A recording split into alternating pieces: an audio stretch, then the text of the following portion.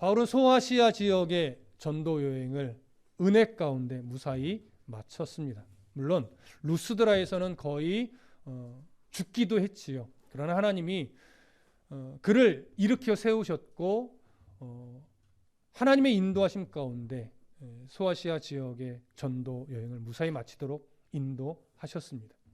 더베까지 가서 복음을 전하고 다시 복음을 전했던 지역으로 다시 되돌아가서 앞으로 있을 환란에 대비해서 그들의 믿음을 견고하게 세우며 위로하고 격려한 이후에 배를 타고 다시 이제 자신을 파송했던 수리아 지역의 안디옥 교회로 돌아왔지요. 그렇게 돌아온 바울과 바나바는 안디옥 교회의 성도들과 그동안 있었던 하나님의 역사를 나누며 교제하며 또 몸도 쉬었지만 아마도 다음에 있을 2차 전도 여행을 준비했을 것으로 여겨집니다. 그렇게 이제 안디옥에서 시간을 보내고 있던 어느 날, 얼마만큼의 시간이 지났는지는 모르겠지만 안디옥 교회에 낯선 이들이 찾아왔고 그로 인해서 문제가 생기고, 이 문제는 기독교 역사상 너무나 중요한 하나의 사건들을 만들어내는데 그 내용들을 우리가 이 시간 잠시 살펴보겠습니다. 먼저 1절을 봅니다. 1절 함께 읽습니다. 시작. 어떤 사람들이 유대로부터 내려와서 형제들을 가르치되 너희가 모세의 법대로 할례를 받지 아니하면 능히 구원을 받지 못하리라 하니. 자, 정확하게 언제인지는 알 수 없습니다. 바울과 바나바가 수리아로 돌아와서 성도들과 교제하며 시간을 보내고 있는 어느 때쯤인가 성경을 보니까 어떤 사람들이 유대로부터 내려왔다라고 합니다. 자, 유대로부터 내려왔다라고 하는 것은 기본적으로 어떤 의미를 갖냐면 예루살렘 교회에서 왔다라고 하는 의미예요. 예루살렘 교회에서. 근데 이들의 이름을 드러내지 않고 성경은 어떤 사람들이라고 표현을 합니다. 근데 이들이 아마도 내려와서는 예루살렘 교회에서 왔다라고 하는 명분을 가지고 가르치는 자의 위치에 섰던 것 같습니다. 그래서 예루살렘 교회에서 온 이 어떤 이들이 수리아의 안디옥, 이방인 중심으로 세워진 안디옥 교회에 와서는 이제 성경을 가르치기 시작하는데, 이상하게도 그 가르치는 내용이 그동안 바울이 가르쳐 왔던 것과 달랐던 거예요. 그 내용의 초점이 뭐였냐면 예수를 믿어 구원을 받는 것은 맞다. 그러나 유대인들이 그래 왔던 것처럼 모세의 법을 따라서 할례를 받아야 온전한 구원에 이를 수 있다라고 가르쳤던 거예요. 여러분, 이 내용이 안디옥 교회의 성도들과 또 안디옥 교회의 지도자들과 또 바울과 바나바의 어떤 가르침의 내용과 온전히 충돌이 되기 때문에 이것으로 인해서 혼란이 야기됐을 겁니다. 자, 그러면 이들은 누구일까요? 이들은 정말 예루살렘 교회에서 파송을 받아 온 자들일까요? 우리 이 부분을 좀 정리할 필요가 있겠지요. 자, 우리가 이후에 살펴볼 내용인데, 이 문제로 인해서 사실은 예루살렘 교회에 공회가 열리게 돼요. 그 공회에서 이제 공식적인 기독교의 신앙과 율법의 관계를 어떻게 바라봐야 되는지 이제 공식적 입장을 이후에 드러내게 되는데, 공식적으로 선포하게 되는데, 그때 공포된 한 구절을 먼저 살펴볼 겁니다. 어디로 보시냐면 15장 24절입니다. 15장 24절 함께 보겠습니다. 시작. 들은즉 우리 가운데서 어떤 사람들이 우리의 지시도 없이 나가서 말로 너희를 괴롭게 하고 마음을 혼란하게 한다 하기로. 자, 이 내용이 결국 뭐냐면 안디옥 교회에 온 어떤 이들에 대한 이야기예요. 이들이 어떻게 왔대요? 우리의 지시도 없이 갔대요. 이 말은 결국 이 안디옥에 온 어떤 이들은요, 예루살렘 교회와 전혀 상관없이 자기들의 뜻대로 안디옥까지 가서 예루살렘 교회의 그 방향성과 전혀 다른 자기들만의 이해를 가지고 이런 주장을 했다라고 하는 의미가 됩니다. 여러분, 그러니까 지금 이들의 가르침은 예루살렘 교회 입장이 아닌 거죠. 자, 그럼 왜 이런 상황이 벌어졌는가? 우리가 당시 시대적 상황을 좀 이해하실 필요가 있어요. 당시 교회는 어디를 중심으로 시작이 됐어요? 예루살렘을 중심으로 시작이 됐어요. 그리고 예루살렘을 중심으로 이제 세계 곳곳에 복음이 막 퍼져가기 시작할 때이고, 그로 인해서 이제 교회가 태동이 돼서 곳곳에 막 교회가 세워지기 시작한 때, 이 말은 뭐냐면 아직 기독교 신앙의 교리적 신학이 체계화되어 있지 않은 때라는 이야기예요. 그러니까 교리가 체계화되지 않으니까 이쪽에서 이런 말하고 저쪽에서 저런 말을 하면 정말 기독교 신앙에서 뭐가 맞는 거지라고 단정하기 어려운 때라는 이야기예요. 근데 지금 안디옥 교회도 바울과 바나바를 통해서 기독교 신앙이 무엇인지를 계속해서 배워와서 자기들 나름대로의 기준은 있지만 아직 예루살렘 교회를 중심으로 기독교 신앙은 이런 거다, 구원과는 이런 거고 신앙과는 이런 거고 교회과는 이런 거고 정확하게 선포되어져서 이렇게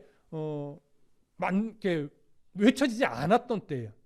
무슨 말씀 이해되시죠? 자, 그런 상황, 아직 그런 시대다 보니까 자기 나름대로의 어떤 이해가 좀 강한 사람들은요, 아니야, 그런 거 아니야, 이렇게 해야지 옳은 거 아니야 라고 하면서 자기 주장을 펼치게 되는데, 그 중에 율법주의적 신앙의 색깔이 강한 자들이 이제 안디옥까지 찾아와서 안디옥에서 율법주의적 신앙을 전하기 시작한 거예요.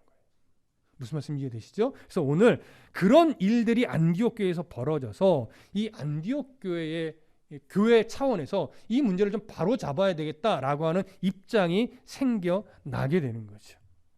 자, 그러면 그들의 주장을 조금 더 살펴볼 거예요. 이제 이런 것들이 정리가 되어질 텐데 1절을 다시 한번 봅니다. 1절 함께 읽습니다. 시작. 어떤 사람들이 유대로부터 내려와서 형제들을 가르치되 너희가 모세의 법대로 할례를 받지 아니하면 능히 구원을 받지 못하리라. 자, 이렇게 시작을 하죠. 너희가 모세의 법대로 할례를 받지 아니하면 온전한 너희가 능히 구원을 받지 못하리라. 그러니까 지금 구원의 조건으로 뭐가 제시된 거예요? 할례가 제시된 거예요. 근데 그 할례를 제시하는 근거가 뭐냐면 모세의 법대로죠. 모세의 법대로. 이런 모세의 법이 뭘까요? 율법이죠. 근데 우리도 여기서 모세의 법대로 이야기를 하니까 할례가 율법에 명시된 규례처럼 생각하게 돼요. 그러나 여러분, 율법은요, 헬러로 노모스라는 단어를 써요. 근데 여기서 모세의 법이라고, 이 법은요, 노모스라는 단어를 쓰지 않아요. 에데이라는 단어를 써요. 율법은 노모스라는 단어인 율법은 구속력이 있는 규례예요.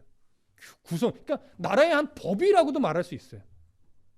그런데 에데이는요, 그런 구속력이 있는 법을 말하는 것이 아니라 기본적으로 관례를 말하는 거예요. 관례, 관습, 때로는 전통에 의해 내려온 행위들을 의미할 때 이 에데이라는 단어를 써요. 그러니까 지금 여기서 모세의 법이라고 말한 할례는요, 율법에 명시된 구속력이 있는 규례를 말하는 것이 아니라 유대인들이 관습처럼 가지고 내려오던 행위로서의 법을 말하는 거예요. 무슨 말씀이 이해되십니까? 다시 말하면 이제 여기서 우리가 하나의 선입견을 좀 바꿀 필요가 있는데, 우리는 할례라고 할 때 할례에 대해서 너무 익숙하다 보니까 우리도 모르게 자연스럽게 이것이 율법 조항에 명시된 규례처럼 생각을 해버려요. 그러나 할례는 율법 조항에 명시된 규례로서 우리에게, 그러니까 당시 유대인들에게 주어진 내용이 아니었습니다. 기본적으로 할례는 누가 제정하신 거예요? 하나님이 제정하신 거예요. 누구 때부터 시작이 됐죠? 아브라함 때부터 시작이 됐죠. 아브라함에게 하나님이 할례를 요구하시면서 시작이 된 건데, 하나님께서 아브라함에게 할례를 요구하실 때 그 이전에 먼저 무엇을 행했냐면 아브라함과 언약을 맺으셨어요. 가나안 땅에 대한 약속과 하늘의 별과 같이 바다의 모래와 같이 너의 자손을 번성하게 해주겠다라고 하면서 아브라함과 언약을 먼저 맺었어요. 그 언약을 맺는 내용이 모습이 뭐였냐면 쪼갠 고기 사이로 하나님의 횃불이 지나가는 거였죠. 무슨 말씀 이해되십니까? 그렇게 이미 언약을 체결하셨어요. 체결을 끝내고 나서 하나님은 그 이 언약의 표징으로 할례를 요구하신 거예요. 자, 제가 언약에 뭐라고 말씀드렸어요? 표징이라고 말씀드렸어요. 언약의 조건으로서 내가 너와 언약을 맺어줄 테니 할례를 행해. 그러면 언약을 맺어줄게. 그러면 내 백성 삼아줄게. 이것이 아니라 너는 이미 나와 언약을 맺었다. 너는 이미 나의 백성이다. 그러니 그 표징으로 할례를 행하라. 이렇게 된 거예요. 그래서 할례는요, 율법적 규례가 아니에요. 언약적 백성임을 말하자면 표현하는 하나의 행위일 뿐이에요. 그러니까 당시의 할례 또한 유대인들 안에서 할례는 율법적 규례가 아니고 유대인의 전통적 관습으로 내려오던 행위였던 거예요. 다만 하나님이요, 아브라함에게 이런 말씀을 하셨어요. 창세기 17장 14절에서 할례를 받지 아니한 남자 곧 그 포피를 베지 아니한 자는 백성 중에서 끊어지리니 그가 내 언약을 배반하였음이니라. 이게 무슨 말씀이냐면 하나님께서 언약을 맺어주시고 그 표징으로 할례를 요구하셨는데 나는 할례를 행하기 싫어요. 왜 해야 돼요? 라고 거절한다면 그 사람은 어떤 태도를 보인 거예요? 하나님과 언약 백성이 되기를 스스로 거절한 거와 동일한 의미가 되는 거예요. 하나님과의 언약 백성이 되기를 거절했다면 그 사람은 결국 뭐예요? 하나님의 백성이 아닌 거죠. 그 백성 중에서 끊어지게 되는 거죠. 이 말은 죽이라는 의미가 아니라 할례를 행하기를 거절한다면 그 사람은 스스로 하나님과 언약 백성이 되기를 거절한 것과 똑같으니 하나님의 백성이 될 수 없다라고 하는 거예요. 그런 의미에서 네 스스로가 언약 백성임을 드러내기 위하여 또 인정하기 위해서 할례를 행하라라고 하는 것이죠. 그렇기 때문에 역사 속에서 이제 할례가 갖고 있는 의미는 뭐냐면 하나님과 내가 언약 백성임을 기억하는 도구일 뿐이고 하나님의 은혜를 잊지 않기 위해서 우리가 행하는 도구일 뿐인 거예요. 할례는. 그러니까 처음부터 할례는 구원의 조건으로서 언약의 조건으로서 주어진 것이 아니었음을 의미하는 거죠. 그러니 지금 안디옥 교회로 와서 할례를 주장하며 할례를 행하여 구원에 이를 수 있다라고 하는 주장은 처음 할례를 주신 하나님의 의도와도 전혀 다른 것임을 알아야 돼요.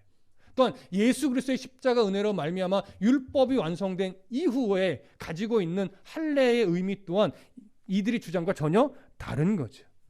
여러분, 예수 그리스도께서 십자가에 죽으시고 부활하시고 승천하신 이후에 그리고 오순절에 성령이 강림하신 이후로 할례는 더 이상 행위로서 의미를 갖지는 않습니다. 유대인이든 이방인이든 하나님 나라의 백성이 되는 유일한 방법은 예수 그리스도를 믿고 성령의 세례를 받으면 그건 구원의 백성이 되는 거예요. 여기에 더 이상 무엇인가가 덧붙여질 수 없습니다. 이것이 기본적으로 가지고 있는 기독교 신앙의 교리적 중심인데 그 당시 교회가 아직 이런 신학적 입장이 공식적으로 정리가 되지 않았었던 거예요. 그래서 이런 주장들이 난립할 수 있는 상황이었고 이러한 주장은 기독교 신앙의 혼란을 초래하기에 충분한 주장이 될 수 있었어요. 그래서 이러한 가르침이 충돌이 되고 혼란이 되기 때문에 이런 주장 앞에서 바울과 바나바 그리고 안디옥 교회는 엄청난 이제 논쟁을 하게 됩니다. 그것이 2절의 내용이죠. 2절 가볼까요? 2절 함께 읽습니다. 시작. 바울 및 바나바와 그들 사이에 적지 아니한 다툼과 변론이 일어난지라 형제들이 이 문제에 대하여 바울과 바나바와 및 그 중에 몇 사람을 예루살렘에 있는 사도와 장로들에게 보내기로 작정하니라. 안디옥 교회에서 지도력을 갖고 있는 바울과 바나바가 그 말도 안 되는 주장을 하는 그 사람들과 무엇이 더 옳으냐에 대해서 끊임없이 논쟁을 한 거예요. 근데 이 논쟁이 조율이 안 되었던 것이죠. 그래서 그렇다면 예루살렘 교회의 공식적 입장을 확인하자. 그래서 대표단을 꾸려서 이제 보내기로 결정을 한 거죠. 오늘 그 대표단에 대해서 누구누구가 구성됐다고 말합니까? 바울과 바나바와 및 그 중에 몇 사람을 대표단으로 구성을 해서 예루살렘으로 보냈다라고 기록을 합니다. 자, 그러면 여기서 우리가 한 가지 좀 정리할 게 있어요. 이 안디옥 교회의 입장은 어느 편에 서서 지금 이 대표단을 꾸려 보낸 걸까요? 무슨 말이냐면 안디옥 교회의 입장에서 어떤 이들의 율법주의적 주장과 바울의 주장을 비교해 볼 때 도무지 어떤 주장이 옳은지 모르겠으니 예루살렘 교회의 입장을 확인하자 이래서 보낸 건지, 아니면 안디옥 교회의 입장은 바울이 주장하는 그런 입장에 서 있는데 이들의 주장이 하도 강력하기도 하고 이들의 주장을 그냥 무시할 수 없어서 그런 바울의 주장이 맞는지 안 맞는지 우리가 예루살렘 교회에 가서 확인을 해봅시다, 이런 의미로 대표단을 보낸 건지, 이 둘 중에 하나를 좀 생각해 보실 필요가 있어요. 자, 이것을 알기 위해서 우리가 무엇을 하나 규명해야 되냐면 2절에서 그 대표단 중에 바울과 바나바와 및 그 중에 몇 사람이라고 되어 있죠. 이 그 중에 몇 사람이 어디에 속한 자들일까요? 율법주의적 신앙을 주장하던 그 무리 중에 몇 사람일까요? 아니면 바울 편에 서 있는 안디옥 교회 성도들 중에 몇 사람일까요? 얼핏 보면 뭔가 균형감을 맞추기 위해서 바울과 바나바와 함께 율법주의적 주장을 하던 사람들 중에 일부를 뽑아서 같이 예루살렘으로 보낸 것이 아닐까, 이렇게도 생각할 수 있어요. 근데 그렇게 보게 되면 어떤 문제가 생기냐면 3절을 잠깐 보세요. 3절 함께 읽습니다. 시작. 그들이 교회의 전송을 받고 베니게와 사마리아로 다니며 이방인들이 죽게 돌아온 일을 말하여 형제들을 다 크게 기쁘게 하더라. 여기서 충돌이 생겨요.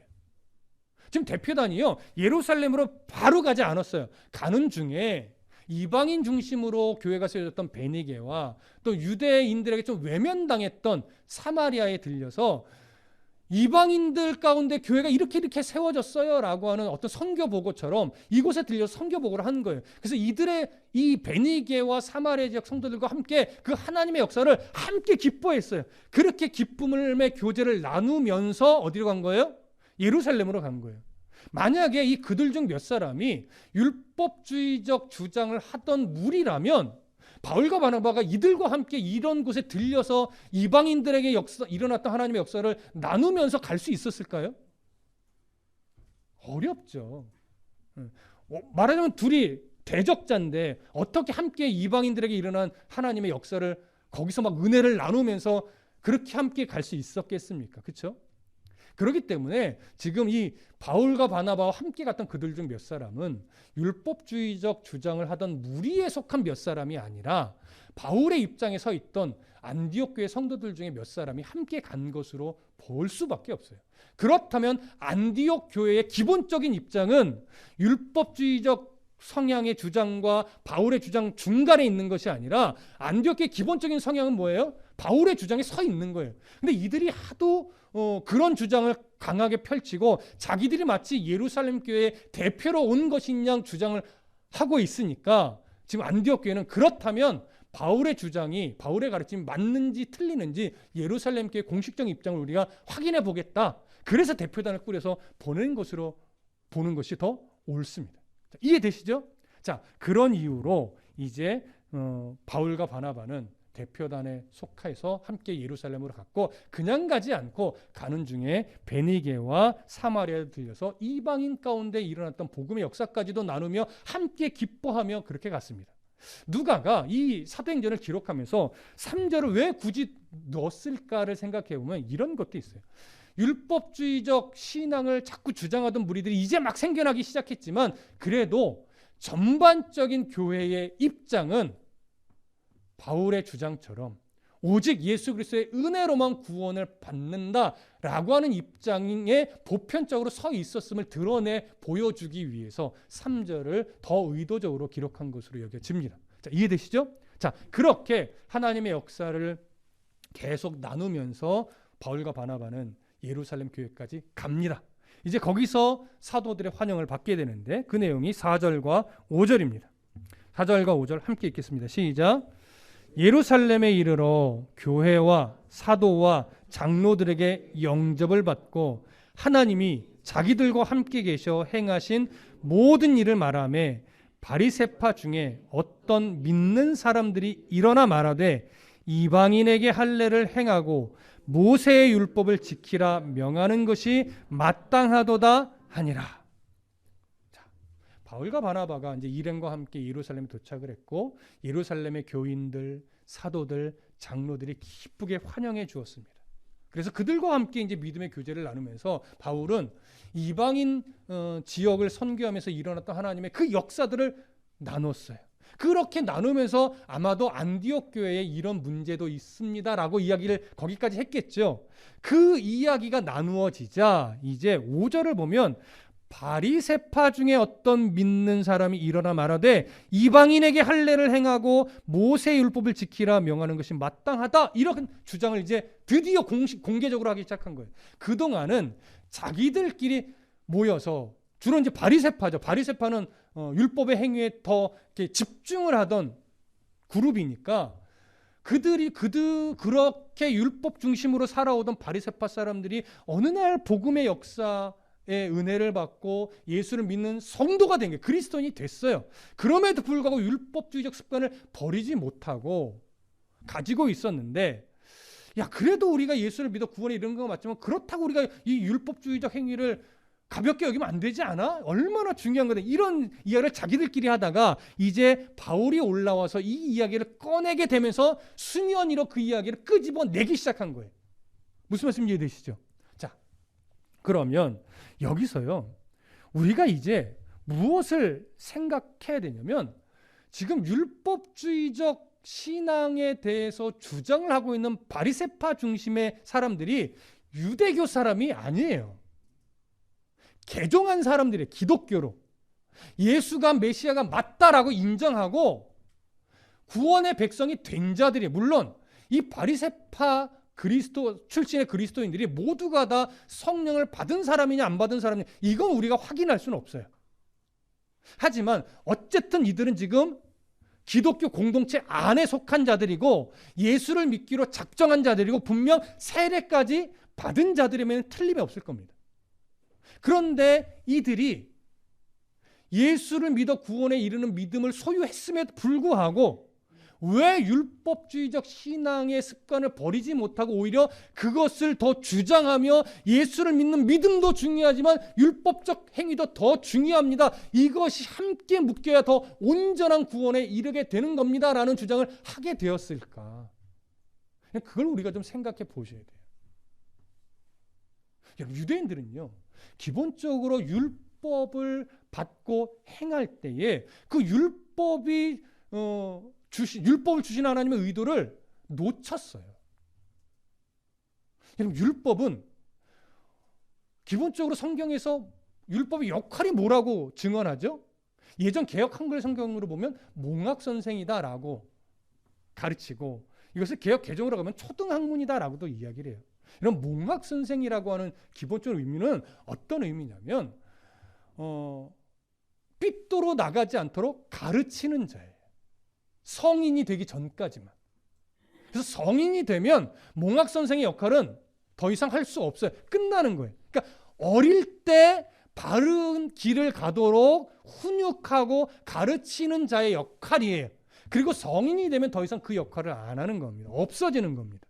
그래서 왜 율법을 가지고 몽학 선생이라고 말하냐면, 몽학 선생, 율법은요 우리들이 예수 그리스도가 오시기 전까지 어쩔 수 없는 죄인이고 죄를 이길 수 없으며 우리는 죄의 종로로 탈 수밖에 없는 자이기 때문에 우리를 온전한 구원에 이르게 할 메시아가 필요하다라고 하는 것을 인정하게 하고 고대하게 하고 바라보게 해주는 역할만 하는 거예요. 그러니까 예수 그리스도 메시아가 오시기 전까지만 율법은 유효한 거예요. 그럼 이제 예수 그리스도가 이 땅에 오셨으니 몽학 선생으로서의 율법의 역할은 끝났어요, 안 끝났어요? 끝난 거예요. 그런데 이것을 당시 이 유대인들이 아직 이해를 못하는 거예요. 그러니까 보세요. 유대인들은요, 이런 율법의 역할을 이해하지 못하고 율법을 더 잘 지키려고 자기들 나름대로 세부 실천 항목을 만들어냈어요. 그게 613가지. 이 613가지가 거의 율법화됐어요. 율법화.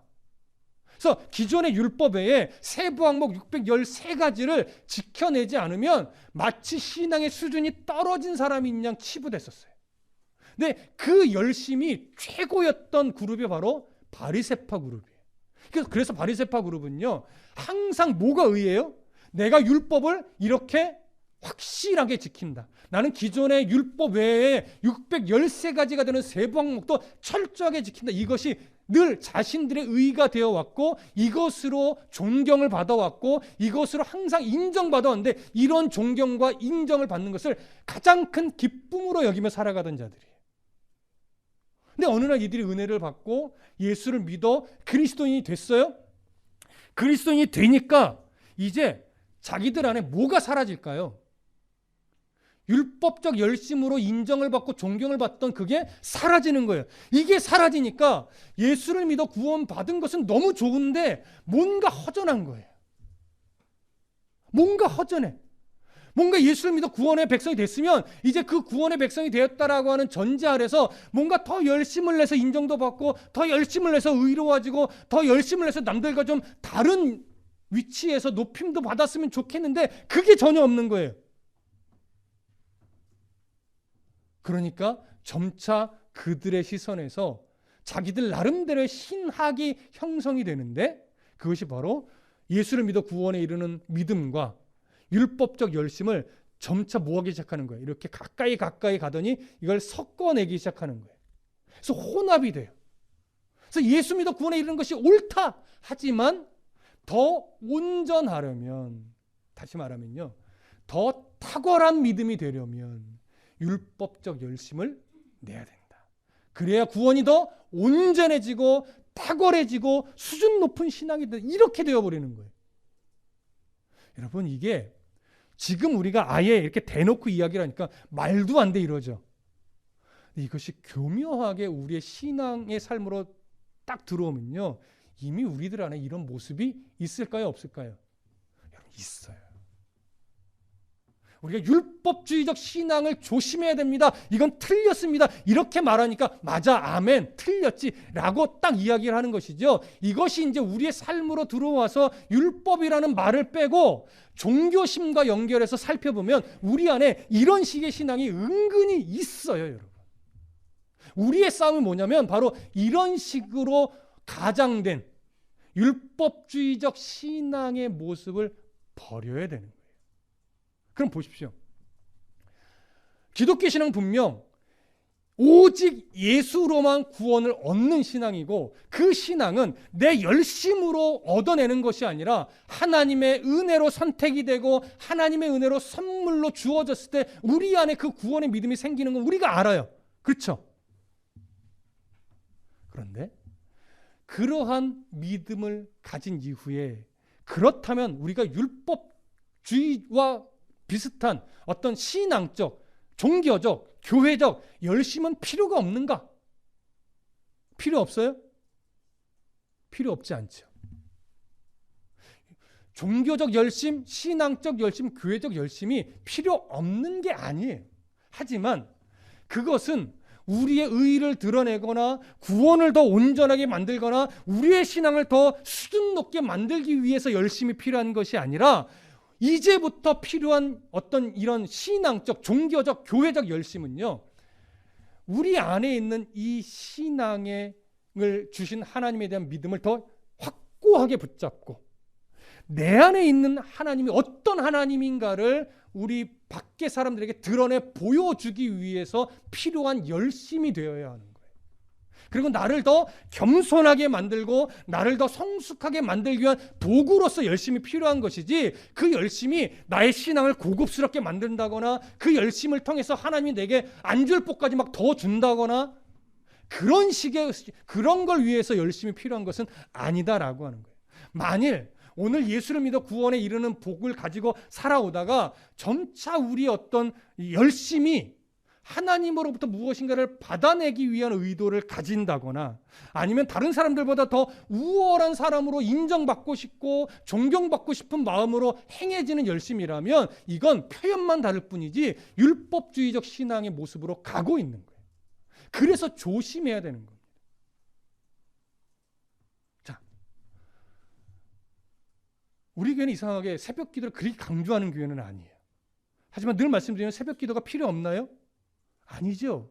새벽 기도는 내가 너무나 분주한 세상이기 때문에 내가 홀로 새벽 시간에 누구의 방해도 없이 예수 그리스도를 만나서 기도하는 것이 너무나 유익하다라고 여겨지는 사람이 애써야 되는 부분인 거예요. 또 그것이 교회라고 하는 예배 장소일 수도 있고 가정일 수도 있는 거죠.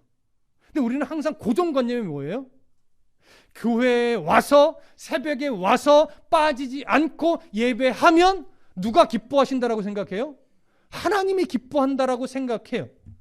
그래야 하나님이 더 아끼고 사랑해주며 복을 줄 거라는 나도 모르는 종교심을 가지고 있어요. 마치 예전 어르신들이 정한수 떠놓고 새벽마다 알지도 못하는 신에게 자식들이 복받기 위해서 그 정성을 다해 기도했던 그런 습관이 우리도 모르게 우리 안에 살며시 있는데 그것이 새벽 예배와 접목이 되어 있는 경우가 꽤 있더라라고 하는 거죠. 여러분, 새벽 예배는 유익합니다. 신앙상.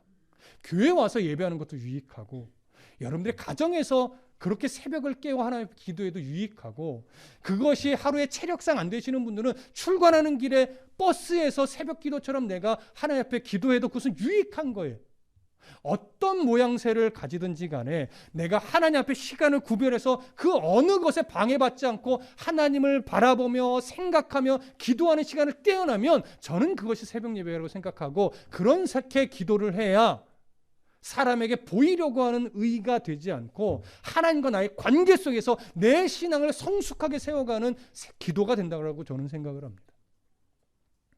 이게 하나의 예지만 이것처럼 여러분 어떤 특별한 헌신, 어떤 특별한 예물드림, 어떤 특별한 섬김 이런 것들 또한 하나님을 드러내기 위해서 또 내가 하나님의 백성이기 때문에 마땅히 또 내가 하나님을 신뢰하며 온전히 붙잡기 위한 그런 애씀으로써 이런 모든 헌신과 섬김과 열심과 예물 드려짐이 실행돼야지 그래야 율법주의적으로 가지 않을 수 있어요. 이런 행위들에 하나님 앞에서 어떤 자꾸 조건을 붙이고 이렇게 할 테니 이렇게 해주세요라고 하는 요구가 붙기 시작하면 이건 우리도 모르게 율법주의적 신앙으로 가고 있는 거예요.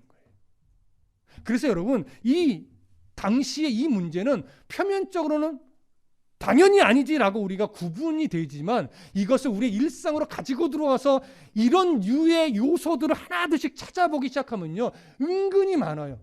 이런 요소요 목회자라고 하는 저에게도 있어요. 저에게도 없는 것 같지만 저도 모르게 이런 식의 마음을 품는 경우가 있단 말이에요. 이렇게 하면 하나님이 교회 성도를 더 보내주실까? 제가 이런 주의의 목회를 하지 않음에도 불구하고 이렇게 생각이 문득문득 들 때가 저도 있어요. 하지만 여러분들은 오죽하겠습니까? 일상에서 그 현실을 치열하게 살아내면서 어떻게 하면 더 하나님의 자녀답게 일상을 살아낼까? 세상 속에서 그 수많은 부딪힘을 견디고 이겨내면서 내가 그래도 그리스도인인데 하나님의 백성인데 내가 이렇게 살면 안 되지 이런 씨름을 해 나가는 중에 있는데 그 속에서 그 씨름을 하면서 여러분 이 신앙을 지켜낼 때 하나님 내가 이렇게 할 테니 좀 내 이 문제 좀 해결해 주세요. 이런 기도가 안 나오겠냐고요. 당연히 나오죠. 여러분 그렇게 기도하는 것 모든 것이 다 틀린 것은 아닙니다. 어려움이 닥칠 때 문제가 있을 때 아버지 되신 하나님께 하나님 내가 더 하나님 앞에 바른 열심을 낼게요. 이 문제를 좀 해결해 주세요. 기도할 수 있어요. 그 틀리지 않아요. 하지만 전제가 하나 있습니다. 예수님의 기도처럼 또 다윗이 밧세바를 범하고 낳은 아들을 하나님이 죽이셨을 때 다윗이 고백했던 것처럼 내가 원하는 것은 이거지만 내가 원하는 대로 마시고 하나님이 원하시는 대로 해주시옵소서. 왜냐하면 하나님이 나보다 나를 더 잘 아시고 하나님이 나보다 이 세상의 섭리를 더 주관하시는 주권자이시니까 지금 내가 원하는 건 이거지만 혹여나 하나님이 다른 결과를 주신다 하더라도 내가 그것에 감사하며 주님의 뜻을 끝까지 따라가는 성도가 되게 해주십시오 라는 중심과 태도를 가지고 여러분들이 하나님께 소원을 아른다면 그 소원은 옳은 거예요. 무슨 말씀 이해되시죠? 그런 태도로 기도할 때 우리의 기도 또한 율법주의로 흘러가지 않을 수 있어요. 오늘 율법주의의 이러한 당시의 도전은요, 모양새를 바꾸어서 수없이 역사 속에서 기독교를 괴롭혀왔고요, 교회를 괴롭혀왔고요. 오늘 또한 모양새를 계속 바뀌어가면서 오늘날의 교회와 오늘날의 성도들과 오늘날의 목회자를 끊임없이 도전하며 미혹하고 그것을 밟아 넘어지게끔 사단이 미혹의 덫을 수없이 놓고 있습니다. 어떻게 하면 이런 미혹에 빠지지 않을까요? 끊임없이 이런 말씀들을 기억하고 나의 모든 기도 행위, 신앙의 행위, 종교적 행위들이 혹여나 하나님과 거래하는 식의 신앙이 아닌가를 끊임없이 점검하고 묻고 나를 돌아보면서 한 걸음씩 하나님의 자녀로서 서기 위해 애쓸 때 우리는 율법주의적 신앙으로 변질되거나 흘러가는 일이 많이 줄어들 것이고 많이 교정될 것이고 조금 더 하나님의 성품에 가까워질 겁니다. 이런 율법주의적인 도전을 말씀에 근거하여 이겨내시고 더 하나님의 성품에 가까워짐으로 말미암아 성숙한 그리스도인이 되시기를 간절히 소망하고 축복합니다. 기도하겠습니다.